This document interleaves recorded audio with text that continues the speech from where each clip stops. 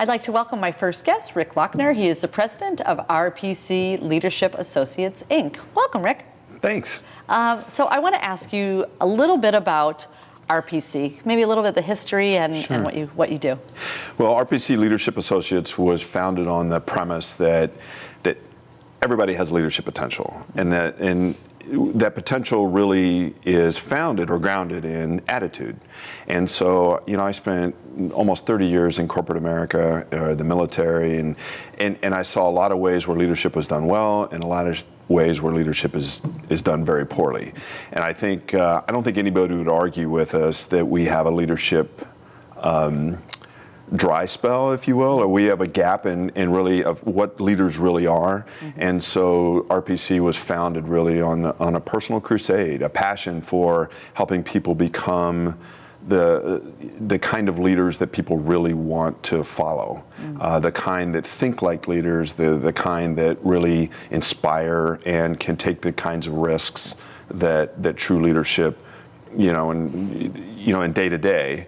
And we see headlines, business, sports, politics, where we wish we had better leaders. Right. We're just on a crusade really to create those leaders. Awesome, that's wonderful. Tell me about the clients that you work with. So we work with essentially three segments in the business space. We work with entrepreneurs, business owners, much like yourself when you were, had your own business. Mm-hmm. We work with nonprofits. About 20% of our business is working with nonprofits, and we've worked with a lot of organizations here in the Naperville area. And then we work with corporate leadership teams. So the premise is really it's not about any one person. It's about the team and getting the team working well together. And so there's a lot of individuals that I coach that come out of those three segments. And then, of course, we're continuing to develop a segment around high school and college kids. So, while that is just now starting to take place, the 6 years leading up to now has really been entrepreneurs, nonprofits, and corporate leadership teams. Great. Well, I have to segue then into what you're doing with 203. Yeah. Kind of exciting. Tell me a little bit about the leadership program. Well, the leadership program is, when you think about the future, our future, we believe that getting the leadership process really starts much earlier than when kids get into the real world, mm-hmm. All right? And then it's the school of hard knocks. So why not, back it up a little bit and start the process in high school? And so it's kind of a roundabout way, as I'm actively involved in the Leadership Institute with the Chamber. Mm-hmm. And so, just the process of people attending that, and we had some folks who attended that were part of District 203, and they said, hey, what about? And the conversation just rolled from there. As of this taping, we've got a dozen applicants so far. So we're really excited about the prospect of starting this program next month and really getting kids grounded in goal setting, effective communications, and the basic skills that employers really want you to have.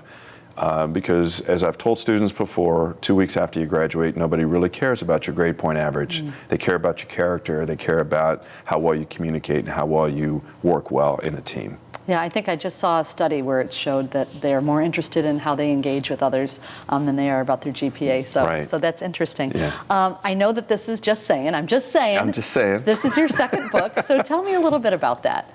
Okay, so the first book, The Missing Piece, was written about business alignment. So it was more organizational, kind of an operating system, if you will, for how to run a sustainable business. And sustainable just being, are you in it for the long haul? And then, so I'm just saying it's really more about the individual leader. Mm. So it's, what are some of the things that you really need to embrace? Again, I'm in the attitude adjustment business, right? And that you got to think like a leader in order to be a leader. And so the book is really written in three parts, how you embrace leadership as a person, how you embrace leadership in the relationships you have, and then how do you embrace leadership as part of a broader organization. So it's actually outsold the first book.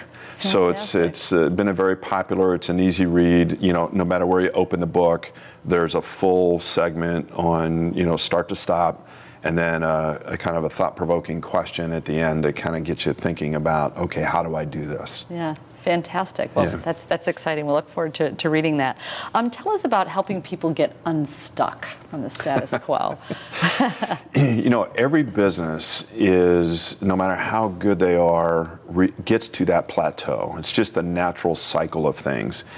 And in today's business environment, the challenge is, how do you get unstuck? And a lot of it has to do with, how do you embrace change? How do you what got you here won't get you there, kind of a thing. So, a lot of times it's really about helping people and asking the questions, right? There's an expression in the coaching business, we don't answer the question, we question the answers. And so, my job is to question the answers that businesses are currently working under, and challenging them to think differently, right? It's stepping outside their comfort zone, get to that outer edge, because that's where change happens. And when you think of change, wouldn't it be better to drive change in a direction that you want it to go, or be a victim of change and have it done to you? And when businesses get stuck, they're in that mode of, they're kind of hunkering down because change is happening to them, and part of that is just, I'm the WD-40, so I gotta get them unstuck and help them get on the right side of driving change. Great. I know you look at your clients holistically when you're working with them. Can you tell me a little bit about that? Sure. I mean, that's the most exciting part about the business is you look at a client. There's so many moving parts. Like a machine. There's people, there's processes, there's strategy, there's all the moving parts.